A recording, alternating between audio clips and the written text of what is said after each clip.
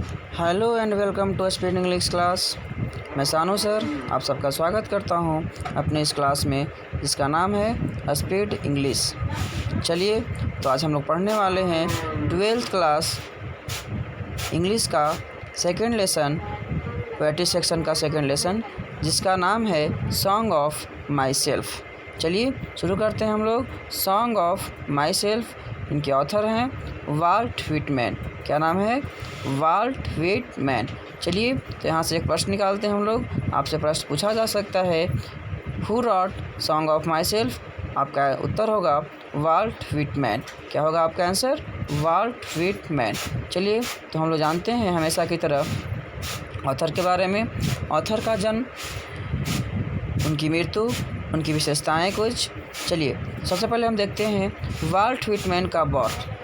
Volt Whitman का born होता है 31 मई 1819 न्यूयॉर्क में, तो और डाइड ऑन 26 मार्च 1892। चलिए तो देखते हैं कि इनका when was died of Walt Whitman, कब? 31 मई 1819 and when was died of Walt Whitman, then your answer is 26 March 1892। Walt Whitman के पिताजी का नाम क्या था? Walter Whitman. ध्यान रखेंगे, वाल्ट व्हिटमैन के पिताजी का नाम क्या था? तो वाल्टर व्हिटमैन। और इनकी माता का नाम लुइजा वान बेल्सर व्हिटमैन। क्या नाम था? लुइजा वान बेल्सर व्हिटमैन। चलिए आगे हम लोग बढ़ते हैं। इनके बारे में कुछ इंपॉर्टेंट इन्फॉर्मेशन है, इसको देखते हैं हम। Whitman began working as a carpenter before 12th birthday. Whitman began working as a carpenter before 12th birthday, अर्थात ध्यान रखेंगे मात्र 12 साल की अवस्था में, 12 साल से पहले ही व्हिटमैन कारपेंटर का काम किया करते थे। सेकंड देखते हैं। Whitman also worked as a printer, teacher and editor and was voluntary nurse during the Civil War. इन्होंने बहुत सारा कार्य, प्रिंटर का भी काम किया, ठीक है, टीचर का भी काम किया, एडिटर का भी काम किया, ठीक है, और सिविल वार के दौरान इन्होंने वॉलंटियर नर्स का भी काम किया। थर्ड टॉपिक देखते हैं लीव्स ऑफ ग्रास। ध्यान रखेंगे लीव्स ऑफ ग्रास पे ध्यान रखेंगे, इससे प्रश्न बनेंगे आपका। लीव्स ऑफ ग्रास जो है वह व्हिटमैन का या कलेक्शन ऑफ पोएम कह सकते हैं हम, कविता संग्रह है जिसका प्रकाशन 1855 में होता है। और उससे भी बड़ी बात क्या है इसमें, It is collection of poem of Whitman.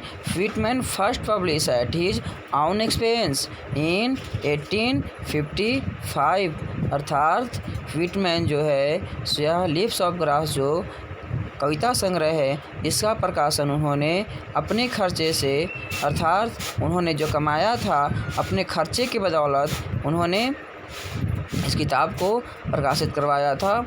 और यह जो हम लोग पढ़ने वाले हैं poem song of my self, यह पोएम भी इसी कविता संग्रह, इसका नाम क्या है? Leaves of grass. यहीं से वह एक्सट्रैक्ट किया गया है, लिया गया है और हमारे सिलेबस में डाला गया है। चलिए फोर्थ टॉपिक देखते हैं। His important works include leaves of grass 1855 and drum taps. कब? 1866 यानी 1855 में लीव्स ऑफ ग्रास प्रकाशित होता है और 1866 में ड्रम टैप्स। ध्यान रखेंगे दोस्तों, लीव्स ऑफ ग्रास जब प्रकाशित हुआ था तब तक इनको कोई अप्रिशिएट नहीं किया गया अमेरिका में, लेकिन फिर बाद में इनके इस पुस्तक को, इस कविता संग्रह को अमेरिका के लोगों द्वारा प्रकाशित करवाया गया। और उतना ही नहीं, इसके बहुत सारे अनुवाद भी किए गए और इनके डेथ के बाद उस पुस्तक को बहुत ज़्यादा पब्लिसिटी मिला, बहुत ज़्यादा प्रशंसा किया गया।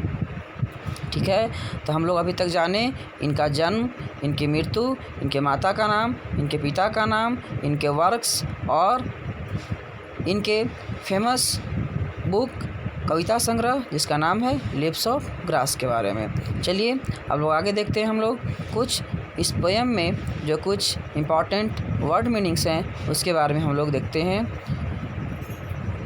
Celebrate, celebrate it means what, खुशियाँ मनाना। एज्यूम मीन्स मानना। लोफ ध्यान रखेंगे यह LOAFE लोफ, लोफ ध्यान रखेंगे यह जो है यह ओल्ड स्पेलिंग है, इसका अब जो मॉडर्न स्पेलिंग होता है वह इसमें ई नहीं होता है, LOAF बस इतना ही होता है। ठीक है, तो लोफ का मतलब क्या होता है, घूमना। और घूमना भी किस तरह से, वंडरर, निरुद्देश्य से घूमना। लीन, लीन मीन्स झुकाव होना या फिर आराम।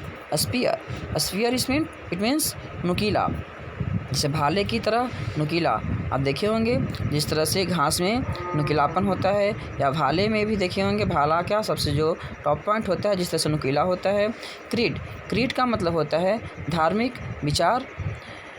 स्कूल्स, स्कूल ध्यान रखेंगे स्कूल्स का मतलब होता है एक तरह से, स्कूल मतलब विद्यालय होते हैं, लेकिन स्कूल्स इट मीन्स व्हाट, विचारों की प्रणाली, system of thoughts.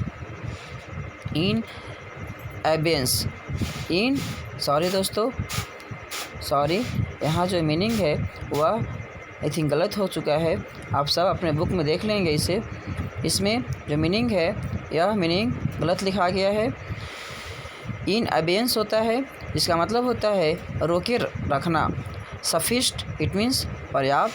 Harbour, believe विश्वास करना, मन में रखना।